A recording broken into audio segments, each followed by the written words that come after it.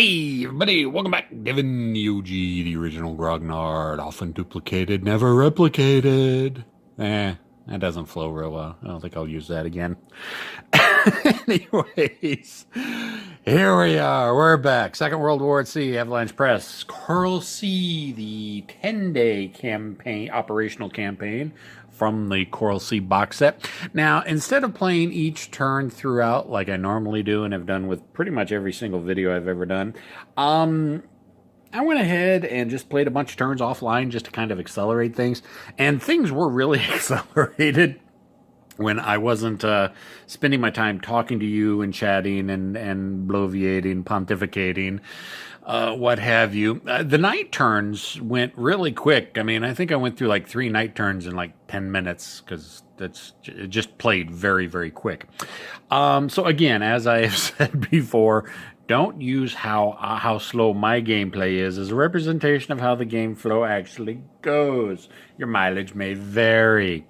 So how far ahead did we go? We went ahead pretty far. I'm dropping Mark 1 Mod 0 writing utensil. How far did we go ahead?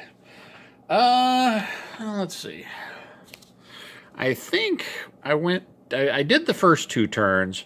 And so then, yeah, I've done a bunch of turns through then. So this is we're going into turn 19, which is what, 0800 of the 4th day. So what does that mean? What has happened? Well, since we were holding off the Tulagi, or not the Tulagi, the Port Moresby invasion force until the morning of the 4th, we've already had them move out and start moving around. Now, we have the Soho task group. And my dice rolls for their randomness, they were meandering all over the place. They were supposed to be coming down here to try to help with the Tulagi invasion force and covering, but no, randomly. I mean,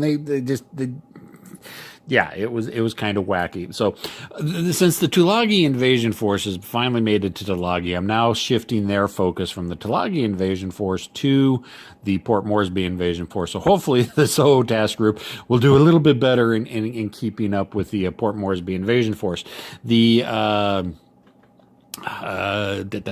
main carrier, Japanese carriers, Shokaku and Juikaku showed up, and they showed up, I think, right up here, and they pretty much have done kind of a even shot all the way down to help with the invasion at Tulagi, and the seaplane tender has kind of been coming up and meandering around a little bit. What I plan to do, okay, so and the U.S. task forces have kind of been meandering around. We finally spotted the Tulagi task force right about here, which gave us enough time to get the PBYs transferred out. But it was an evening turn, and the only place that they get to without me having to roll nighttime landing, because I didn't want to try rolling nighttime landings here at Townsville or Cairns, was Esprit de Santo. So I shifted the PBYs over to Esprit de Santo. What I probably will do is now take the PBYs from Esprit de Santo, and now that we're at daylight turns, they'll be able to have the time to get to Australia to land, and then I'll start basing them out of there and start sending them up to try to spot the Port Moresby invasion force. Now, if I'm reading the rules correctly, and I have discovered that I've got the first edition rules, and there's a lot of issues with the first edition rules, that the second edition rules take care of and clean up and do answer a lot better. However, I can't get my hands on the second edition rules because Avalanche Press has seen fit not to publish them online anywhere like they have with their 4 editions of Panzer Grenadier rules. And the only way I can get my hands on the second edition rules is to buy one of the new box sets that's got the second edition rules in it. If you can find one of them, don't get me started. Again, not real pleased with Avalanche Press's customer service. I don't get it. Whatever. So, but a lot of the issues that I've been having crop up have just been poor wording and writing in first edition. Been going to the Facebook group, and they've been clearing it up. So, yep, that got cleared up in second edition. So that gives me hope that a lot of the issues that I am having with the rule set do get cleared up. It's just I don't have a way of being able to clear it up myself. Anyways, so yeah, the U.S. task forces meandering around here. We finally spotted the Tulagi. They finally made, or the Tulagi invasion force. They got to Tulagi, and if I'm reading the rules right, it's going to take 18 turns for them to offload all their transports.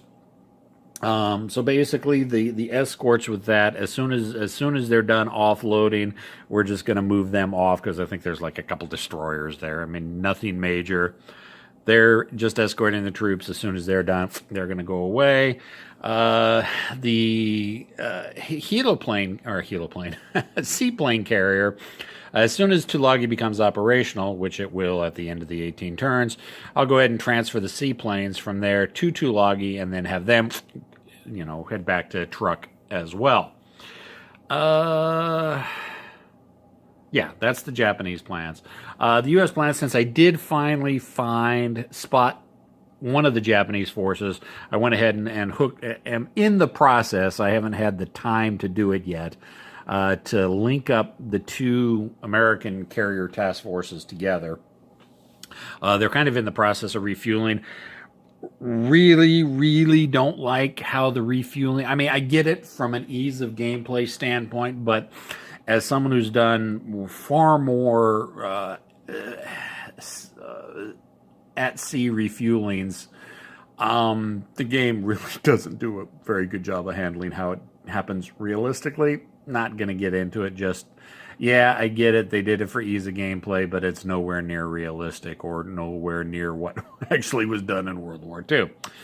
Anyways, and then probably I'll take those Oilers and pull them back because then, my carrier forces should be mostly topped up. The Tangiers, which is the seaplane carrier, kind of like the whatever Maru that the Japanese have. I think I'm just going to bring them over here, let them, kind of be over here and send their or their one unit, one step of PB-wise this direction. Look for the Port Moresby invasion force as well. The combined U.S. Commonwealth fleet that came on, I think they came on right about here. Not that you can see because of the reflection. 3 turns ago. They're basically just to intercept the troop transports that are heading towards Port Moresby. So I decided to go ahead and have been moving them full out, 3 spaces a turn. And they have just been blowing through fuel because of the way that fuel works. So they have 168 maximum fuel units with the lowest fuel capacity ships, which are the destroyers. They already come on board with one of those fuel boxes spent, which is 24 fuel units. And in 3 turns of movement, I've gone through 48 units of fuel in 3 turns, going at speed 3. So whereas going at speed 1, you only spend 1 fuel unit. Going at speed 3, you spend a lot more, so I've been really blowing through fuel. The plan is I'll get them to Cairns, Cairns. I always want to call that. Is it Cairns? It is Cairns. I don't have an M in there. That's an RNS. So get them to Cairns, refuel them, and then send them up here to kind of stay far enough away from the Japanese bombers out of Rabaul and Gesmuda, so they don't get bombed repeatedly, but have them up there as a rapid response force to, if they have to, engage the Japanese Port Moresby invasion force. I am going to kind of consolidate play a little bit more. I'm not going to worry so much about what the aircraft at these fields are doing. Basically, what I've come up with is that the Rabaul and Gesmuda aircraft, there are enough bomber steps there that if all the bombers committed themselves to Port Moresby, I could get 4, maybe 6 dice with each attack on Port Moresby. And again, you need a minimum of 3 hits, so 3 6s to do any type of damage. The chances for getting 3 6s on 4 dice or getting 3 6s on 6 dice, slim to none. So I'm just going to say, yeah, they're kind of doing it, but I'm just not going to worry about rolling the dice for it. I'm not going to focus on it as much. I just want to get down. We're getting to the point where the carriers are now in position where they can start striking at each other. Now, again, the U.S. have no idea these two carrier task groups are here, but they do know that there is an invasion force moving into Tulagi. It happened at nighttime when the invasion actually started. But by the rules, I don't know the task force is there, so I still got to search for it. There are some modifiers because they are in the process of unloading, so hopefully on the first 10 I'll be able to spot them, send a couple strikes up their way, like what happened historically. And we'll see what happens with that. The weather... Yeah, it's clear. You got a 1 or 2 chance of it. Every turn you dice it.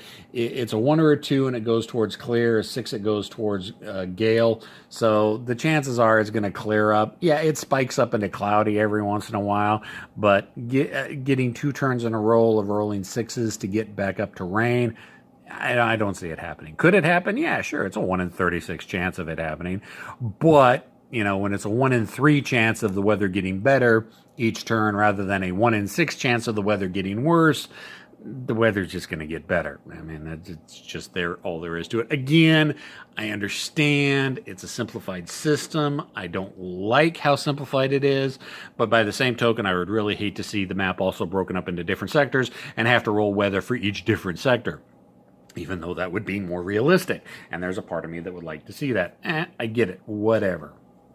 Overall, I'm still enjoying the game for what detractions I am handing out. So, all right, let's just go ahead. Let's step into this because we have gotten the guys at Tulagi. So let's pick this up with this turn and see what happens. Let's go ahead and roll weather. 4. So it's not a 1 or a 2, so it doesn't get better, which it can't get any better because it's already at clear. Way out there, clear. And it wasn't a 6, so it doesn't get worse. Okay. Oh, my charts everywhere. I got a pile. I need more table space. Ugh. This is a game that requires a lot of space. Okay, assign aircraft in ready boxes to cap. Search your ASW. Okay. My initial knee-jerk reaction would be to have the Japanese carriers start putting some of their dive bombers up on air search. However, historically, the Japanese did not do. Besides which, you actually, honestly, unless you've got 3 steps or more, 1, 2, 3, 4, 5, 6, 7, 8. Yeah, 8. If you've only got like 1 or 2 steps, or even 1 or 2 steps, 8 is the furthest range you're going to be able to spot anything. So unless I were to put 2 steps of aircraft up, and the Japanese just would not do that. They wouldn't put or not 2 steps, 4 steps, 3 to 4 steps, which is two of their counters. They just would not put that on search. They would continue relying on air searches from the airfields. Task Force 4 with the seaplanes, again, they're more than 8 hexes away. 1, 2, 3, 4, 5, 6, 8. Yeah, they're more than eight spaces away. We're going to say we're going to put them up on air search anyways. What is that? The Kamaru Maru. We're going to go ahead and put their long range. They're one guy that can actually go. Oh, they can only go out eight hexes anyways. 8 spaces. That's their maximum range. So we'll go ahead and put both of them up. They're both half steps, so they would equal 1 step, which 1 step isn't going to give me a modifier to see to see my task force at more than 8 spaces away. Because again, you take a look at the air search modifiers. I mean, if the task force is 3 or 4, 8 zones is a -3. So to counteract that, because you need a 3 or greater, you need at least 3 or 4 steps to give you the +1 to even having a chance of finding something that far out. Now, what I could do is take all the bombers. That may make a little bit more sense. Let's run the numbers from either Raboul or Gasmata. Let's take a look at Raboul first. How many steps of bombers have we got at Raboul? That have got the range 17, 24, 2, 24, 2. Okay, well, let's see. So, 2, 3, 4, 5, 6, 7, 8, 9, 10, 11, 12, 13, 14, 15, 16, 17, 18, 19. Okay, so they're definitely within the 24 range. So I could throw all the bombers from Raboul. Well, let's take a look at what we have at Raboul. Go ahead and focus in. I've got the fighters. Fighters definitely aren't going to be able to have the range. But I've got... where's my pencil at? There it is. 2 steps there, a 3rd step there, 2 more steps. So I've got 5 steps. 5 steps is a +2 modifier. Task force is 9 or more zones away from the search base, which is a -4. At that point, I actually have a chance of spotting the U.S. task force. So you know what? Let's do that. Instead of using the the AI, I just think, and since the Japanese did rely so much on land-based reconnaissance, let's go ahead and put up all the bombers from Raboul and Gasmata. What have we got at Gasmata? Yeah, we've got 6 steps of bombers at Gasmata. So let's put all the bombers, instead of having them bomb Port Moresby, which really isn't going to be doing much of anything, I'm just going to, instead of rolling randomly, I'm just going to, say, hey, Japanese are going to put all their land-based bomber assets on air searches. And again, put them out there just so I can remember that they're there. All right. But again, I'm not going to put any SBDs up because, again, math-wise, where I'm at right now, I'd have to have, well, the steps could add into the steps there. But again, I'm not going to do that just because historically the Japanese didn't do that. At least they didn't start putting their dive bombers on reconnaissance until they knew American carriers were in the area. And they didn't discover that until after the American carrier, I think it was the Lexington, may have been the Yorktown, one of the 2 carriers started bombing the Japanese troop transports at Tulagi. All right, so there's that. Now we have right order. I think the next step is right orders. Right orders for fleets, required numbers turn ahead. We're not doing that. So we're just going to go ahead and move. Tulagi invasion forces obviously dropping their stuff off. Port Moresby invasion force is going to continue moving towards Port Moresby. So let's see. Let's go ahead and roll randomly for the Shoho task force to see what she does and see if she goes meandering in a random way again. 15. So she's going to move half speed, which is going to be. Is this an even turn or an odd turn? I think this is an odd turn. Yep, turn 19. Odd turn, so it's movement. Half speed is going to be speed 1. It's going to go 13, right of desired direction.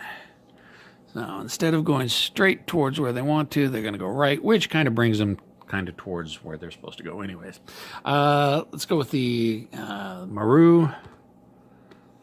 Let's see what let's see, 18 is going to be 1 zone, and 12 is going to be right of desired location. So,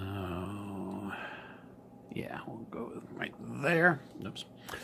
So we'll go right there because that's kind of right at the desired location. And the Japanese carriers, the main task force, I've gotten pretty lucky with them. They've gone full speed a couple of them. There they go. They're going full speed again, which is going to be speed 3. And one thing I also decided I was going to start doing is if a Japanese task force is moving more than one space, roll randomly for direction for each space rather than, all right, moving full speed directly away from, it's like, no, that just didn't make any sense. So 9 would be, first one would be left of desired direction. So desired direction would be this way, but they want to go left of that, which is there, which they can't go because of the island. So they'll just go straight in that. They'll go straight ahead. Why carriers would be operating in such shallow waters, I don't know, but hey. So that was the first movement point. Second movement point directly away from desired direction. So they'll go back this way. And then the third movement point, 3, which is desired direction, which will also, yeah, they're just kind of steaming around. What island is that? I used to know all these islands. I don't anymore. Oh well. So they're just kind of steaming around there, which kind of still just barely keeps them out of SBD range, or not SBD, dive bomber reconnaissance range right there. All right, so that's the Japanese. I actually should have done my task force first because I've been doing mine first. All right, so we'll have the seaplane tender go there. We'll have the combined U.S. task force, U.S. Commonwealth. They'll go ahead and go full speed again. So 1, 2, 3, because they're trying to get up to Cairns to refuel. And that is going to be, since they're moving speed 3, that's going to be 12 more fuel units. So I'll just go ahead and mark it down. So yeah, I mean, in 4 turns, we've blown through, what, 60 fuel? Ugh. I mean, that's roughly almost 1/3, and we haven't even gone a full day's worth of movement at that speed. So yeah, if you're moving at high speed, you gotta really pay attention to what you're doing. Okay, my fueling up here was going to be finished. So let's go ahead, since the fueling was finished, let's pull the refueling force, the Neosho and the whatever one, pull them back 1 space.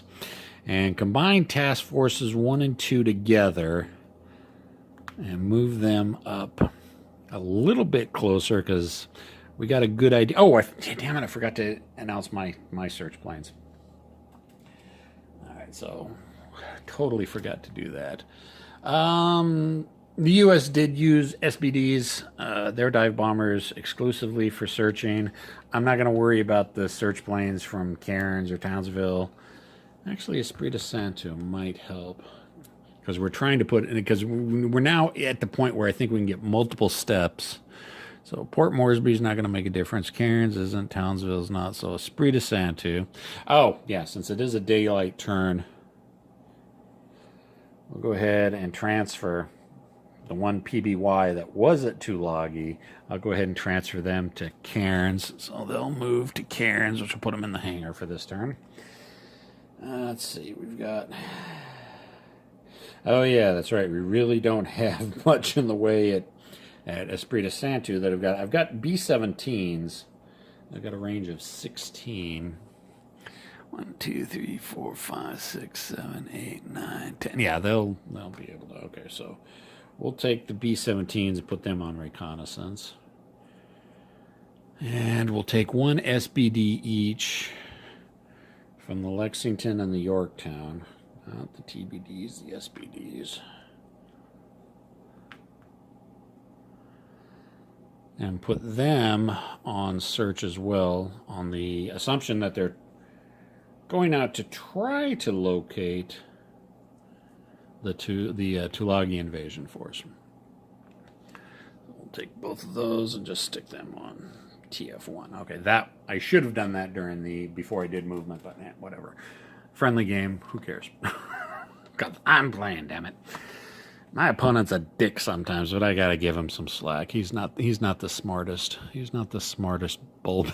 He's not the brightest crayon in the box. Yes, I know I said that wrong. All right, so we've got searches done, or planes from ready and assigned. We've got movement. Now we have air searches. Okay, start off with the Japanese. So we're going to go ahead. Now we've got plenty and plenty and plenty of steps up on search. So let's see how far out. Let's see, we got 18-2, 24-2, or 19-2. So let's see how far they can reach out.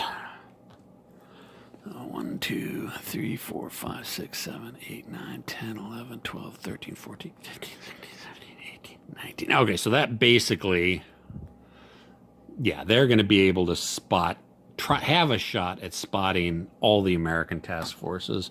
Let's see how far out the Raboul. It's a 17-4, 24-2, 24-2. So, yeah, roughly 24, which I believe is going to be everything as well.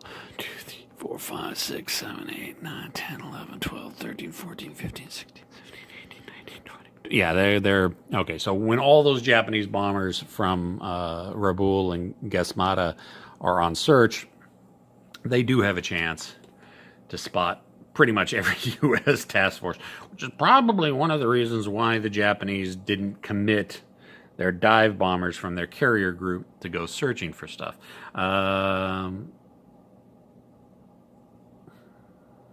And the seaplanes actually just don't even have range for anything. They've only got a maximum range of 8 with both of them.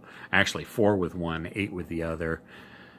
And, well, I didn't put them up anyways because I thought they'd be at 1, 2, 3, 4, 5, 6. Yeah, because the Japanese, the Maru moved a little bit closer and I moved a little bit closer, which actually reduced the range. So one of the seaplane steps could have been helpful, but I didn't bother to put it up anyways. Even though, historically they probably should have. Actually, I did put them on search. I put them on search on the board, but only one of them really has the range. All right, so we'll go ahead and put that there. All right, so what does that mean? Well, now we got to find out how many steps, so what our modifiers are. So we've got 1, 2, 3, 4, 5, 6, 7, 8, 9, 10, 11 steps from up here. And so it's going to be 11 steps trying to search for each of the task force, except for my carrier task force, which is actually going to have an extra step because it is within range of those seaplanes. So we got 11 steps, 11 steps, 11 steps, 12 steps attempting to find, and they're all going to be, again, something that I couldn't figure out when reading the rules. You go with the furthest away base that is putting aircraft into the search for, how many zones away. So let's just go ahead and run this real quick. Task force is 9 zones away from base. That's all of them. It's going to be at a -4, which right off the bat, we're now looking at a 7. But we have 7 steps of search aircraft, which brings it down, which is +3 to the dice roll. So now we're looking at 4s. Which is actually a lot better than we've been doing, but, we've got a lot. And, of course, I probably shouldn't have put all those aircraft on search, because if it caps out at 7 steps of aircraft, I could have done that from one of the airfields and let the other airfield bomb Port Moresby. Oh, well, again, hey, we're learning the system. I know that. I see that now. So we need a 4 to spot them. 1, they're not spotted. The Tangiers. 6. All right, so they do spot the Tangiers, and just to remember which, actually, yeah, let's go ahead and turn it sideways, that they've been spotted. And again, we're looking at a 4 better to spot the American carriers. 2, they do not spot the American carriers, which could be very, very bad. And then the Neosho refueling group, 6. All right, they do spot the Neosho, which actually kind of historically is what happened.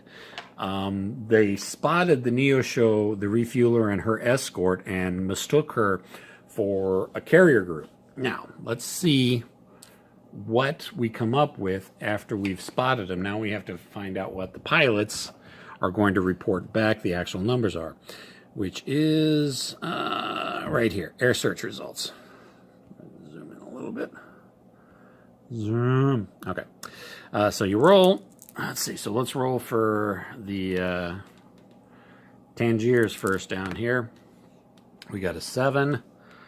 7 on the chart is actual number and type of ships. All right. So the Tangiers, Task Force 3 is all by itself. Literally, that's it. It's the only ship in the task force. So they spotted it. They spotted it as an aircraft carrier. Okay, let's go ahead and Task Force 4, which is the Neosho refuelers. A 3. Ooh, God. Three's not good. 3 is not a good. Oh, no. Oh, yeah. Ship types and numbers as desired. Lie. Oh, my God. I couldn't plan this any better. All right. So, what does that mean? Let's do a little role play here and try to look at this, what historically this could mean. All right. So, the Japanese have gotten the 2 reports of 2 different task forces out here. Task Force 3, Task Force 4. Task Force 3 was identified. All right. Yeah, there's a carrier there. Task Force 4 was completely misidentified. There are 2 oilers and 2 escorts there. And since the result came back as a lie, which means they don't get anything right, the Japanese would probably think that, yes, this is the main American task force. Kind of like what they actually did historically when their search planes completely missed the American carrier task force and spotted the Neosho.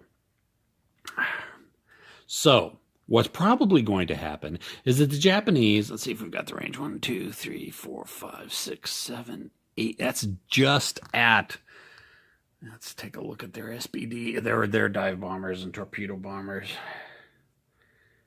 13. No, their torpedo planes and the fighters can make it. But their dive bombers do not have the range. So they'll probably still launch a full-out strike. Now see, the Japanese had assumed that there was going to be 1 carrier in the area.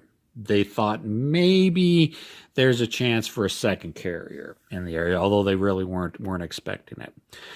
So,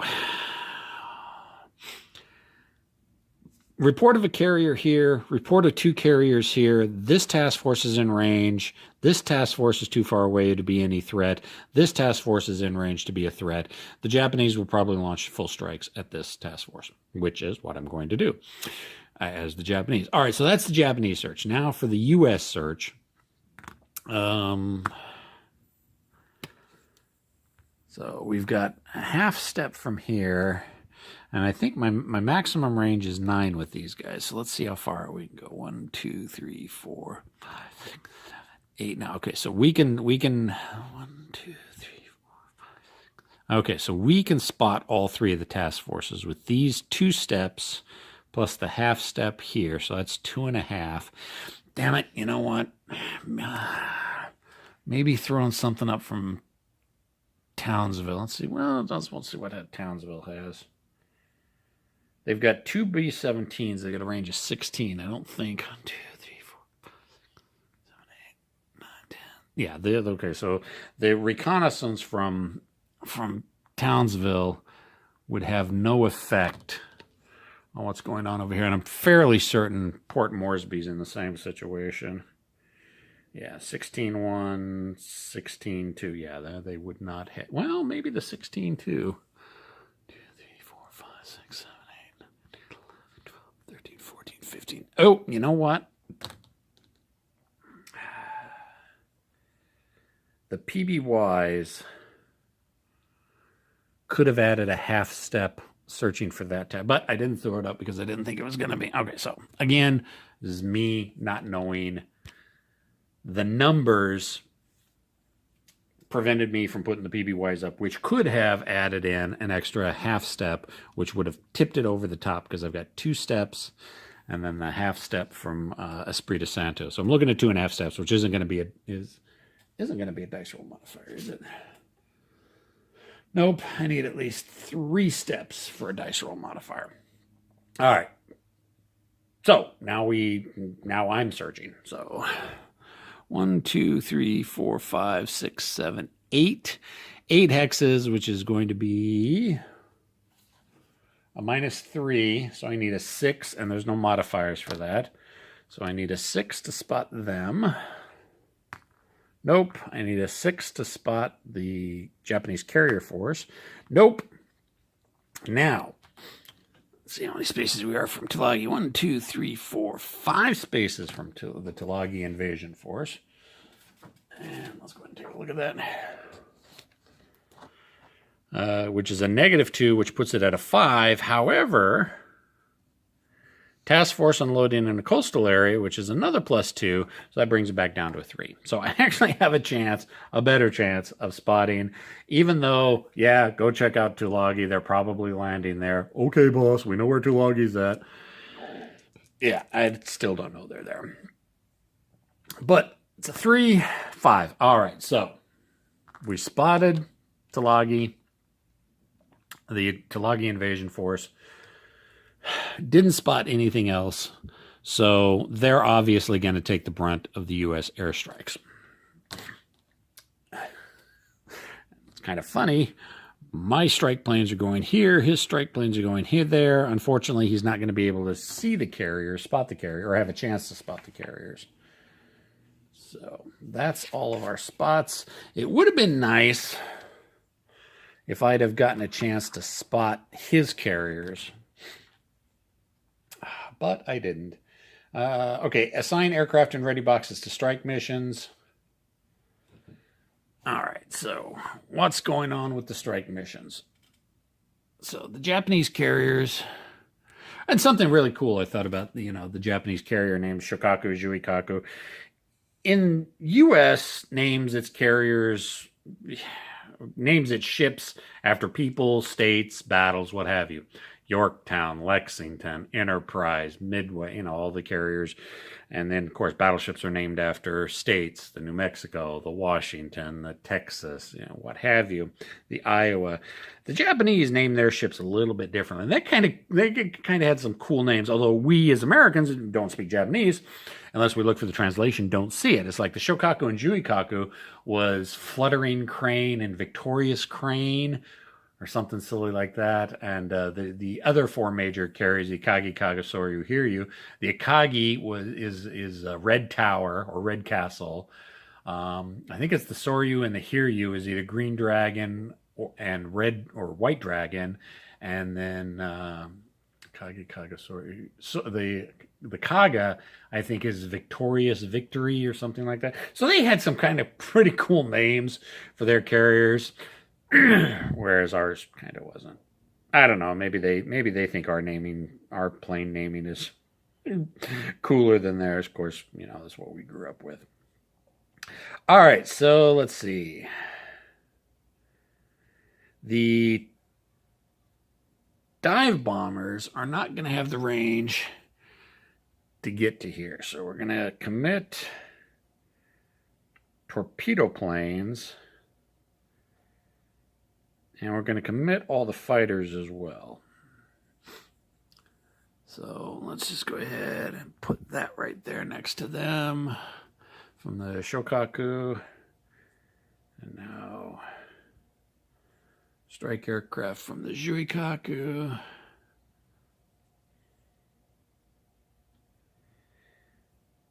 Yeah. So go ahead and commit those. Now, from the U.S. side of things, since they didn't spot the Japanese carriers, but they did spot the Tulagi task force, let's go ahead and from the Lexington. And since the Lexington is assuming that it's not, I should roll for what the Tulagi, well, the simple fact that they're in Tulagi unloading tells me that it's a transport force. But we rolled a 10, which is type of ships and plus or 10 minus of each, so yeah. We know there's no carriers there, so there's probably no fighter cover, so let's not throw the fighters in. But we are definitely within range with our dive bombers and our torpedo bombers. And hey, dive bombers and torpedo bombers catching planes, unloading, that's a pretty cool thing. All right, so let's go ahead and send out full strikes from both carriers, with the exception of fighter cover.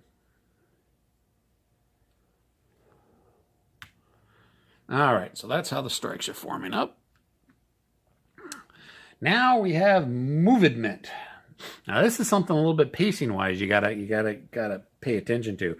You assign the strike aircraft and then you do your movement. Now technically, my movement, your movement for your normal task force were written in the turn before. You do it now. So with the Japanese, it really doesn't matter because I'm rolling randomly. But for the U.S., what would the U.S. task forces... Did I do that right?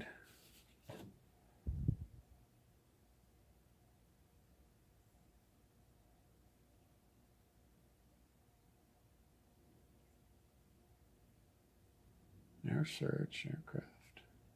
Assign aircraft. Yeah, I was saying, okay. Assign aircraft and ready boxes to airstrike mission. That's after searches, right? Then move fleets.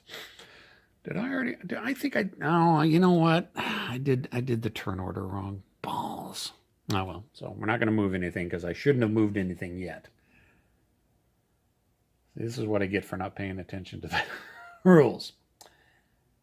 Should not have moved fleets yet, so we're going to assume moving fleets. Yada yada. You do it now. Check for contact between surface fleets and resolve tactical combat. Check for contact with submarines. Resolve submarine attacks. Airstrike missions planned in step 5 are executed. All right, now this is where I'm probably going to have to pause for a little bit because I need to figure out what I'm going to do. The tactical map, which we use this on, is way too far away for me to get a really good camera shot on to do the bombing. So I'm either going to have to set up the tactical map someplace else, or I'm going to have to pull my table out and turn it a little bit so I can get the camera in there and get myself in there to show how we do, how we resolve the airstrikes on the tactical map.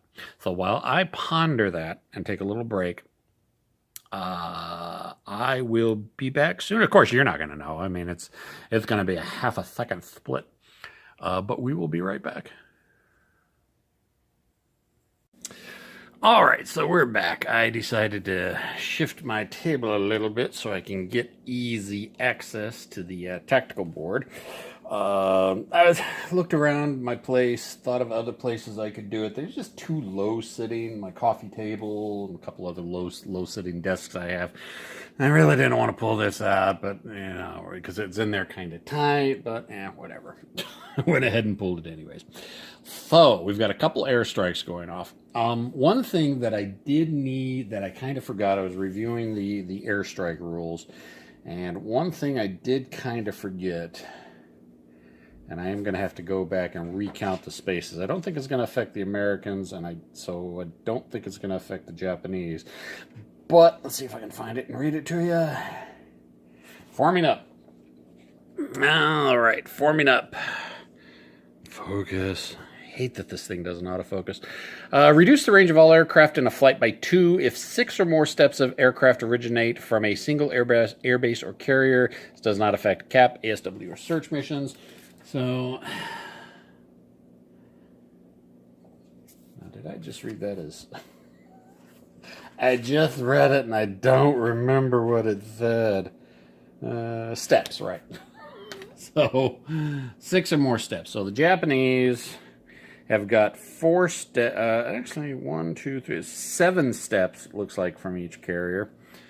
This is from one of the, focus, one of the carriers. Since they actually think they are encountering the American aircraft carriers, they went ahead and threw their full air complement up. But, so, their range is whatever the range is reduced in half. You go with the lowest range, which will be the zeros. They're 18/1. So half of that would be 9, reduced by a further 2 because there's more than 6 or more steps forming up. So they actually have range of 6. I think 1, 2, 3, 4, 5. You know what? I'm not going to be able to. I can't throw the fighters in.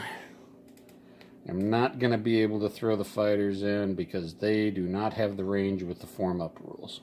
So let's take the fighters off and put them back on the aircraft carriers, but all the torpedo planes.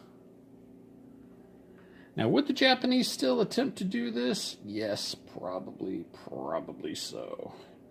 Actually, you know something I should really check too? Make sure this is even a daylight turn. This is gonna suck if it's not a daylight turn. Nope, it's a morning turn. 0800. Why do these things crop up in my mind at the worst possible friggin' times? Just absolutely horrible. Actually, I could throw a partial. You know what? I don't have to. I can throw a half step because I've got a half step of fighters in with each of those groups. So instead of cutting all the fighters, because of the form-up rules, we'll go ahead. Oh, I didn't even realize the camera was out of focus because I know people just love looking at an out-of-focus screen. So we got the 2 units of valves.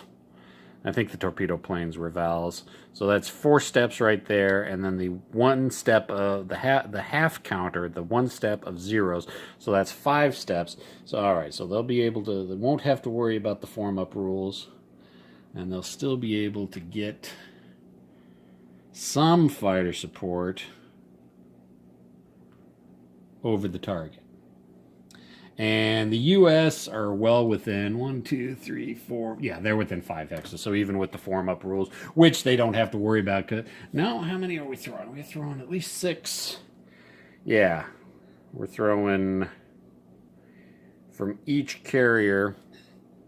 Each U.S. carrier is getting 1 dive bomber counter and 2 torpedo bombers. So that's 6 steps right there.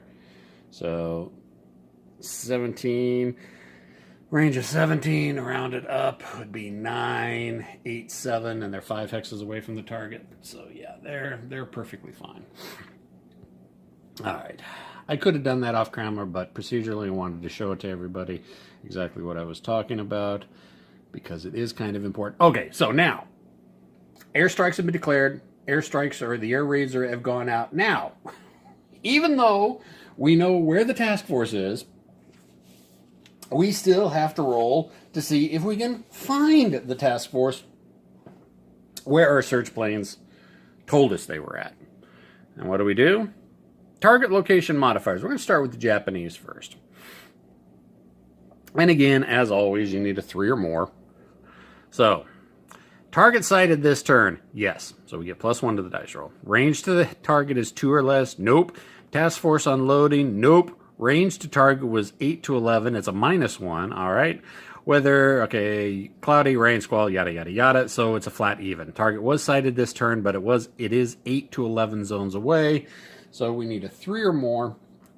And it's done by strike. Is it done by strike or by carrier? I better check that real quick. Part of me all of a sudden wants to say by carrier. And just because those odd rules just crop up in my head at the most inopportune times, it's like, why couldn't I have figured this out before I started playing? No, because my mind, because when I'm not playing, my mind is in rest mode. So, okay, airbase cards, secrecy, assignments, sweeps, procedures, returning, takeoff, smart strikes, fighter escort, airstrikes. There we go. Target location. Okay, what does it say? To attack a task force that is not in a port, each flight attempting to strike must locate it, and a flight is defined as originating from the same base. All right. So we've got 1 chance for all those Japanese torpedo planes and their fighter escort to spot them. We need a 3 or more. 1. Oh, the Japanese planes don't even spot the American transports. Well, they did not transports, resupply ships that they were going after. I mean, these guys right here, they didn't even spot them. So there may have been some cloud cover in the way. There may have been a bit of miscommunication on their exact location. Maybe the navigators flew a little bit wrong, but whatever happened, all those torpedo planes, all those fighters that they sent up didn't even find the target. And that happened quite often. There were a lot of times they would, both sides would send out strikes thinking where the enemy aircraft carriers or their enemy targets are, and planes get there and they just couldn't find them. All right, now I'm not going to assign them to their ready slots and in the hangar yet because there is procedurally been doing something a little bit wrong with that. Hasn't made that much of a difference because I haven't been launching or haven't been recovering more than 2 or 3 flights of, or 2 or 3 counters of aircraft. But procedurally, just because we're trying to do things procedurally, we'll wait until those actual steps to get to there. All right, so now the U.S. aircraft are trying to find the transports After landing, I know this map is a little bit ass backwards this time because we turned the map around, but right here, trying to catch the troops. Yes, I know my fingers. Big finger. Ooh, big finger. Trying to catch the transports at Tulagi. So, we need a base of 3. Regular. Okay, sighted this turn. Yes. Range targets 2 or less. No. Task force unloading cargo or bombarding. Well, they are unloading cargo, so that's another +2. Range is 8 to 11. No, it's only 12. Weather is not effective, so I get a +3 to my dice roll, and I need a 3. Bam, it's automatic. I don't even have to roll for it. Even if I rolled a 1, I would still end up with a 4, which is greater than 3. So my aircraft comes screaming out of the skies. We caught the Japanese transports trying to unload. So what does that mean? Well, we're looking at Task Force 2. So you grab the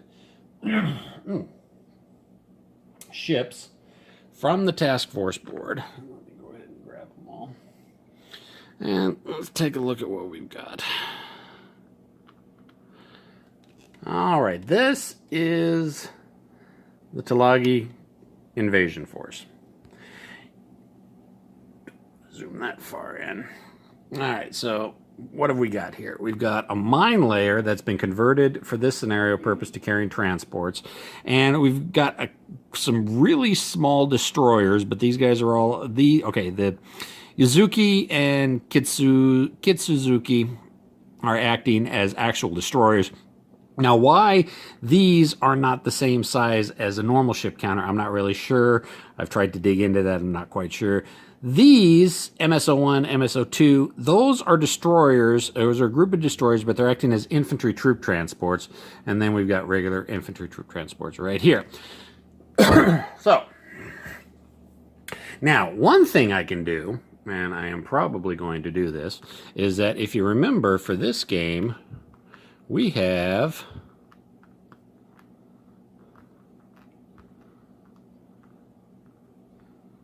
silhouettes on the back. We only know what they are. Well, I mean, it's pretty easy to tell. All right, so we know these are the 2 destroyers. These are the 2 destroyer steps. There's the minesweeper, and there's the cargo ships. All right, well, I guess to have a bit of fog of war, I was going to kind of, but you know, there's 2 of everything, so, and I can readily identify just from the silhouettes what they were. So I was going to put stuff out randomly and bomb them that way, but it doesn't look like we need to. All right, so what is it? What do we do? We go ahead and we start off, and we can place 1 ship or 2 small ships in a hex. So let's see, what's the mine layer? I think that's considered a light ship as well. Let me check real quick. The converted mine layer.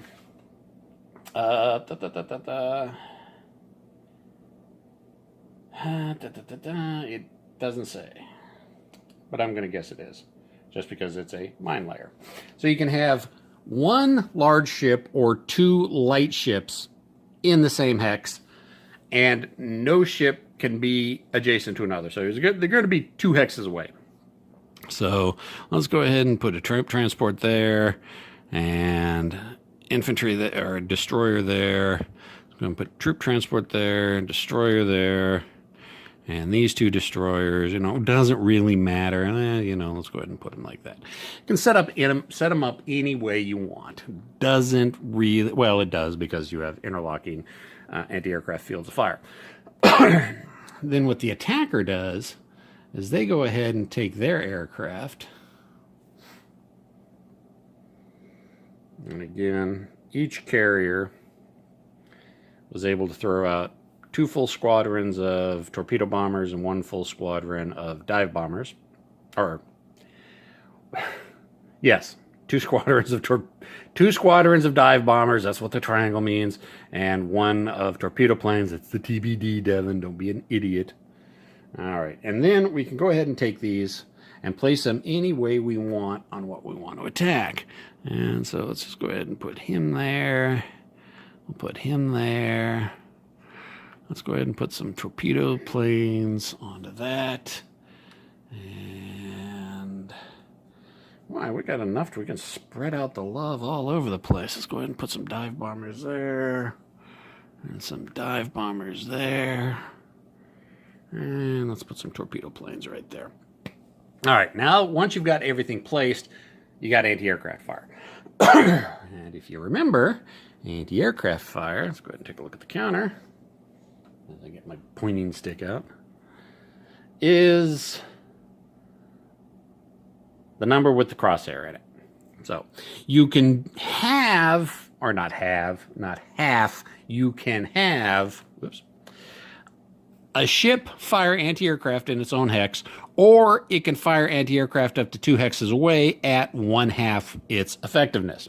So this is kind of how you, this is kind of an idea how you want to set up your aircraft or your ships, because you want to have the most protected ships with the biggest anti-aircraft guns around them to protect them. Well, this is a transport group. Not really. Okay, yeah, whatever. We're not going to really see a lot of protection here, because it's not assumed that they're going to get bombed. So, and each target, each ship can only fire its anti-aircraft once. So what we're looking at is here, it's going to be 1 anti-aircraft here, that's an anti-aircraft 1 here, anti-aircraft 1 here, no anti-aircraft here. All right, so, well, what does that mean? Well, it's anti-aircraft is just like regular anti-aircraft fire. You take a dice. For each anti-aircraft number, you roll it, 6 it's a hit. First hit, 1 step counterattack. Second a hit, then you eliminate a step. So let's go ahead and right here. So there is no way with the anti-aircraft fire that I'm going to lose a step, because you need at least 2 hits on a single aircraft unit to lose a step, and the best I'm getting is 1 anti-aircraft fire per location. So that was a 2, that's nothing. Let's go over here. That's a 3, that's nothing. And right here, 3, nothing. All right, so anti-aircraft fire was thrown up, completely ineffective. Now, the ships get to bomb. Or the planes get to bomb, or do torpedo strikes, or all that other good stuff.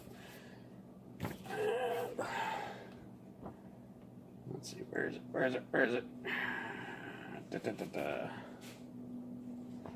Okay, so we have aircraft setup. Strike player now places aircraft in flight and his hexes occupied the ships he wishes them to attack. Each aircraft may only attack once, but a ship may be attacked any number of times. Strike player may choose to abort the strike and not attack the task force after ships have been revealed. Again, when you're playing with the later games, when you don't have the silhouettes to kind of hide the fog of war, I'm not really sure what you're supposed to do in that case, but whatever. Then there's anti-aircraft fire, like I just did. And then strike resolution. After a fire is resolved, the strike player resolves the attacks against each target ship. Roll a number of dice equal to naval attack fires of the aircraft involved and apply any modifiers. See naval strike table on a roll of 6. A hit is scored. Damage. Hits caused by torpedo bombers are resolved on the torpedo damage table. All other results are resolved on gunnery damage table. Bomb, i.e. non-torpedo hits, are treated like primary gunfire and cause plunging fire and or excessive damage. So, first we got to see what's going to hit, if anything. So let's go ahead and take a look at this first one. We got that TBD. That's a torpedo.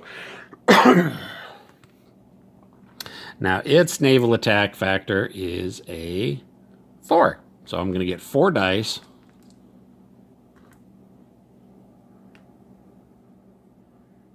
And let's take a look at the modifiers. Bombing and air-launched torpedo modifiers. Naval attack factor is circled. Yes, naval attack factor is circled.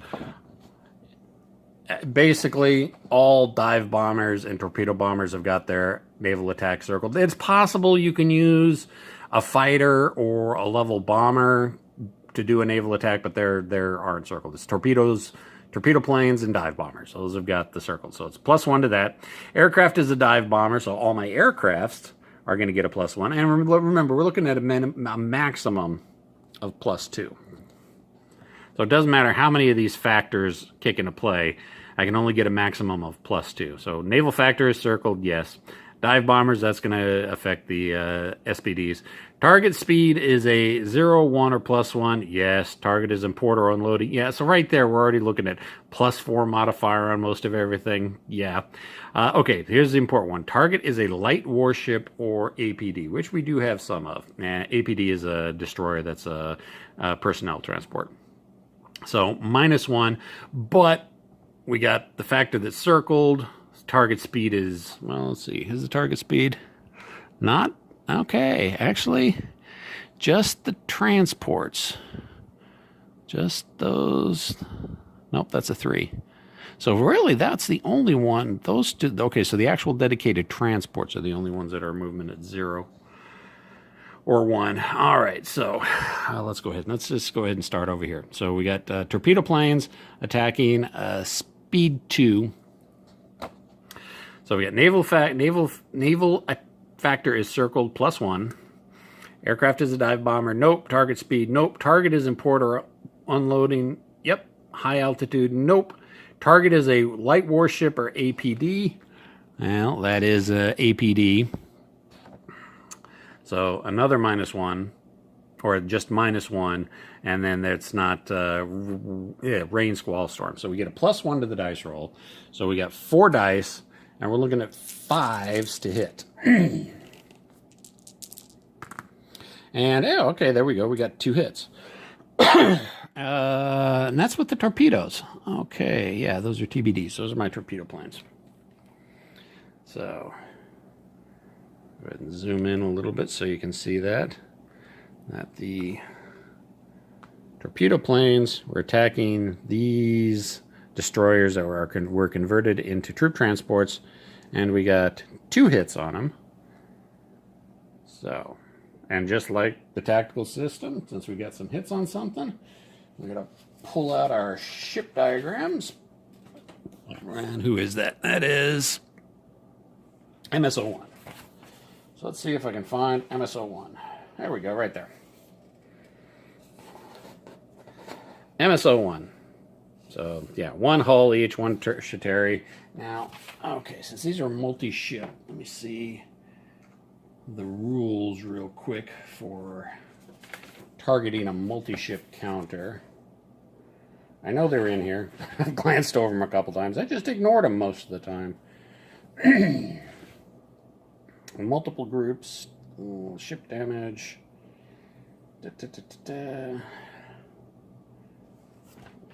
Gunnery, excess, substitute, limitations, dead in the water, aircraft carriers, nope. Adjacent, multiple task forces, large, shifting task forces, yada, yada, yada, yada, yada, yada, exiting the map, disengagement, concluding combat, blocked fire. Okay, maybe it's further back. Look at the index. Task force, naval movement. Okay. Boarding a mission, new mission, task force, tactical, setup, gunnery torpedo, multi-ship counters, 9.6, there we go. Further back than I thought. Some counters represent more than 1 transport or warship. When setting up for surface combat, a multi-ship counter is treated as a single light ship. The ships may fire at separate targets if the owning player wishes. Ships of a multi-ship counter are treated as a single target. If the counter is hit by enemy fire, bombs, or torpedoes, the owning player distributes the damage amongst the counter ships in any way he chooses, but must apply damage caused by plunging fire or excessive damage to the same ship before applying additional hits to other ships. All right, so these are torpedoes, so we don't have to worry about plunging or anything like that. So we go to the torpedo hit table, if you can see that over the glare. Torpedo damage table. Yeah, you probably can't see that. I'll just roll it and tell you. So the first strike is a 6. Okay, right there. Kind of see. 6 is 2 holes, 2 tertiaries. Yes, I know I was pronouncing them as tertiaries. I like pronouncing that T in there. I know how it's pronounced. Okay, so that's the first one. Is 2 holes, 2 tertiaries. 7 is 3 hulls and a secondary. So basically we got 5 hull hits that we're going to have to distribute with those torpedo planes. Well, that's not real good, because if you remember, MSO1 only has a grand total of 3 hull hits. So, those torpedo planes came screaming in, loosed a bunch of torpedoes, did 3 hull hits to it. Actually, I think it did more than that. Yeah, it did 5 hull hits which is more than the ship can sustain. So it goes blub, blub, blub, blub, blub, right to the bottom. All right, so let's see what else we got. We got right here, these are dive bombers. So let's go ahead and figure out that the hit on those. That is going to be a speed 1+, and it's going to be a dive bomber, so I think I'm going to need 4s on those guys. So let's just do that just to speed this up a little bit. Oh, geez. 1, 2, 3, 4 hits. I should probably have marked off that W1 was sunk.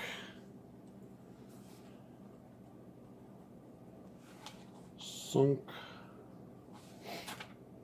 right, so now we're hitting TRO1. And let's see if we can find that ship. One of the hazards of playing a campaign with so many ships. So I've got 4 sheets of ships for the Japanese. So anyways, here's all the TR1, or all the transports. So basically no primary, no secondary, no tertiary, but they do have 3 hull each. All right, so something to remember. We had 4 hits. Now, plunging fire and excessive damage. Okay, for plunging fire, it's mainly you see that off of primary guns, but with bombs, you can see them just as well. That it inflicts a second hit on the location if you get a plunging fire, and excessive damage is if you roll a 10 on the gunnery damage table, you'll actually inflict a second hull damage. So that's basically what it means. However, I think with 4 hits, I'm going to blow this thing right out of the water. Let's see, 6 is going to be tertiary. It has no tertiary, so it goes to a hull hit. So there's 1 hull hit. Second bomb is 8 is going to be a secondary. There's no secondary. It converts into a tertiary. There's no tertiary. It goes to a hull hit. So that's the second hull hit. Third bomb. 9's primary, no primary, goes to secondary, no secondary, goes, or no, it doesn't even do that. It goes primary straight to hull. So there's the third hull hit, which is going to sink it. And these are all plunging fires, so they're going to be doing double damage anyways. 4, 5, it's going to be secondary, so no secondary goes to hull. So yeah, technically all 5 of them ended up, or all 4 of them ended up hitting hull boxes, doing 8 points of damage with plunging fire, because that's what dive bombers do, is they drop it straight onto the top through the decks. Yeah, boom, that transport's going straight to the bottom as well. So TRO1, let's mark them off as sunked.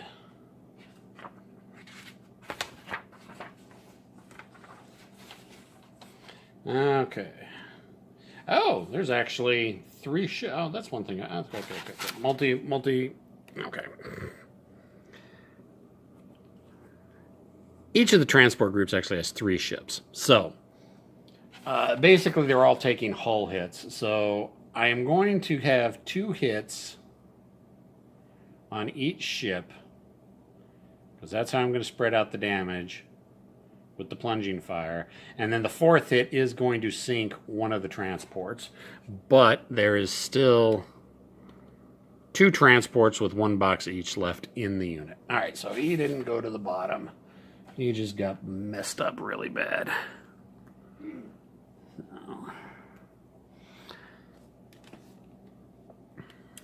The next one, going after this destroyer with dive bombers. So we're looking at 6s, 5 because it's a dive bomber, 4 because it's circled. Where's my hit charge?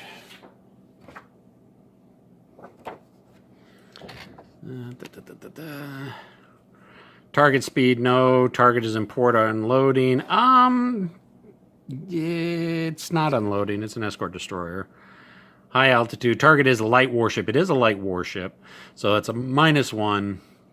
So I'm going to need 5s to hit those guys.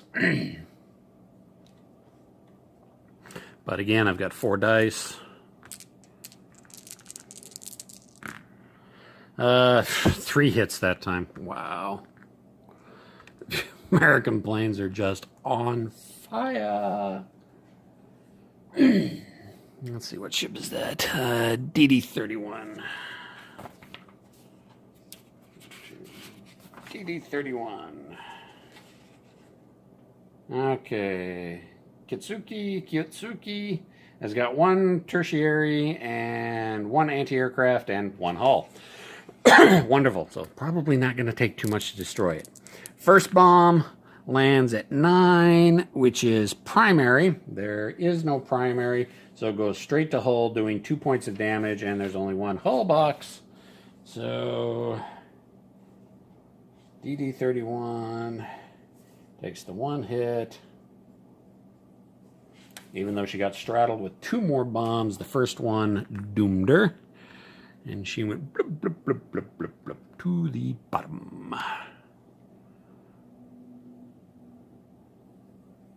Alright, so let's go ahead and take that aircraft off and put it back over on the sheet. And let's try to knock out these last couple of strikes real quick. We get some torpedo bombers there. 6s, 5 for being circled. Target speed is a 2. Target is a light warship or APD. It is not a light warship. It's a mines layer, so it's not a warship. So, circled speed. So, yeah. Oh, it is import or unloading. It is unloading. So, +1. So, 6s, 5 4s. 4s to hit with torpedoes. Jeez, my dice are just freaking hot today. They won't be this way the next time I play. All right, so let's see. Let's see. That is ML09. Let's find ML09.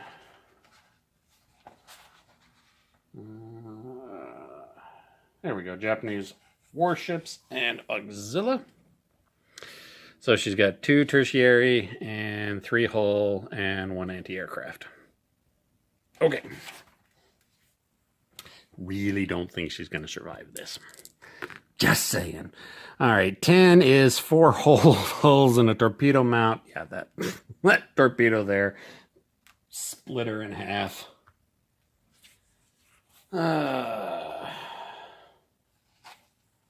Not good for the Japanese forces. 1, 2, 3, sunk.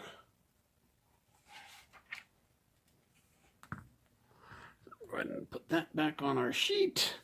And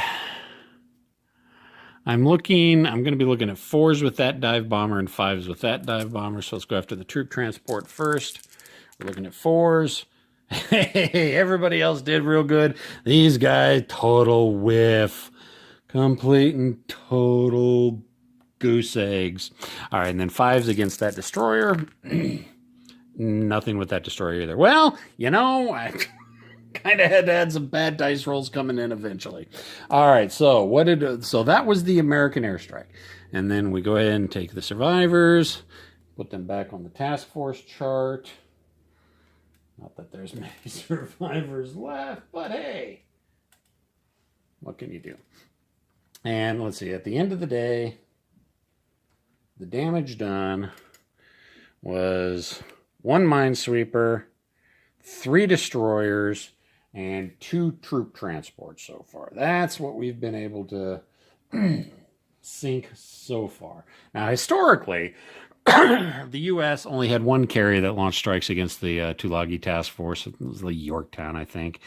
Maybe the Lexington. I don't know. I get things confused. And I think in the 3 strikes that they did, they sank 1 destroyer, damaged another one, and killed a few guys and lost like 3 aircraft. So historically, we're doing a lot better because we threw a lot more aircraft at them. A lot more aircraft. We unloaded our flight bays, and they had probably, Well, they had a lot. I don't remember the exact number, but they had a lot. And historically, I think they only threw like 20 or 30 So basically, it was like 2 counters worth of aircraft at the Tulagi invasion force each time that they bombed it. And they bombed it 3 times. So I think in that one strike, we threw more at the Tulagi invasion force than was totally thrown at the invasion force. Period. All right, so that's it. That's it for the bombing raids. Well, they're not really raids, but the airstrikes. Aircraft and hangar boxes moved to ready boxes. All right. Let's go ahead and take a look at this real quick. This is procedurally what I've been doing a little bit wrong. Is that I was returning the aircraft to the hangars too quickly.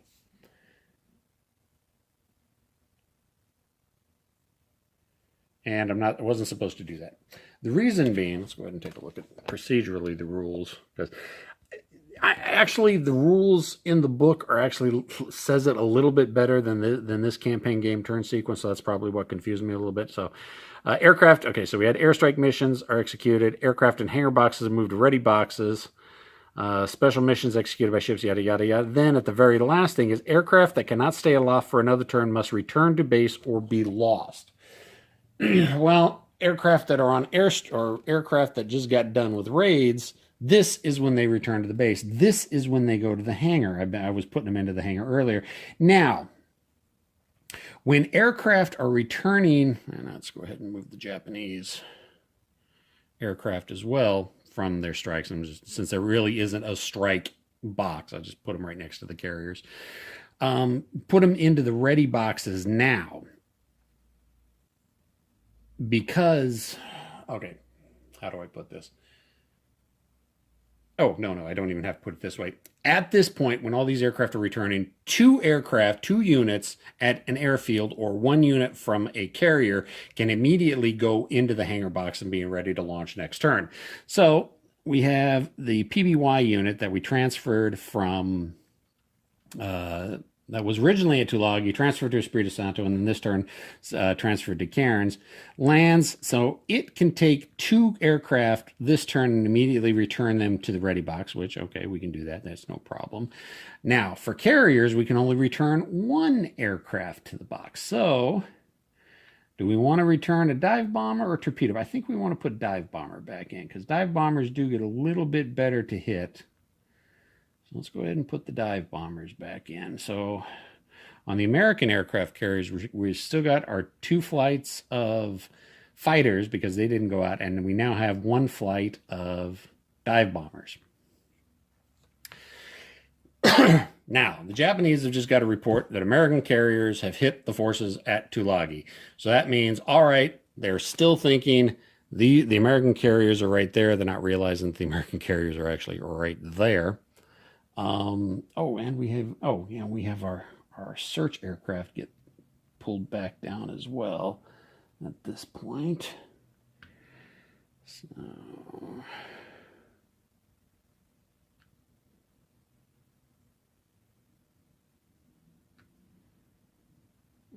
ahead and put both of them up, but he'll go into the hangar.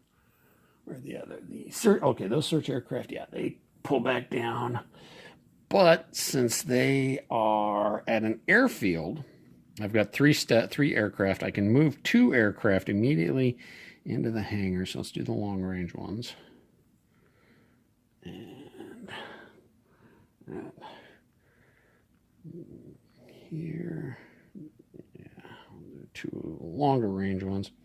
So basically the aircraft, if you launch too many, you didn't even see what I was doing there. If you launch too many aircraft and you can't recover them all, you're going to have to spend at least 1 turn of those aircraft basically being refueled, rearmed. So they're assuming that at an airfield, 2 aircraft counters, which is roughly 24 aircraft, are going to be able to get refueled and rearmed in that period of time, whereas on a carrier, only 12 of them are. So you do, procedurally, you have to go through, you have to know that's going on, because you can't cycle so much, you can't basically bomb every turn, especially from a carrier. It's just not going to happen. So now the Japanese know, okay, Tulagi port just got bombed bad. They're really pissed they weren't able to find the quote-unquote American carriers here, so they've still got They've got their torpedo planes didn't launch, and they're probably going to be closing the distance that direction. So let's go ahead and bring the fighters, have the fighters be instantly shifted.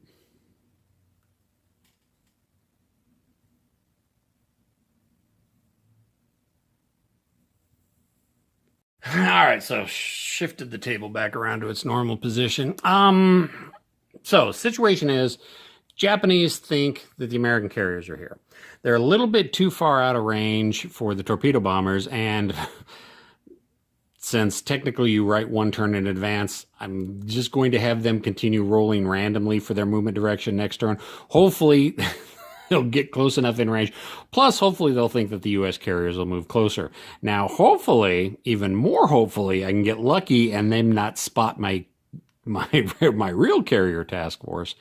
Yeah, it's going to be kind of interesting. I think with my main carrier task force is the Americans at the time thought the Japanese carriers were still over here. So as long as they move away from where they think the Japanese carriers are, they're still in kind of relative range to be able to launch strikes at Tulagi. So I think they're going to move that way. Maybe one, maybe two spaces. I haven't decided yet. Now, granted, technically, yes, I was supposed to have written my orders at the beginning of this turn to not know what the effects of the strikes are.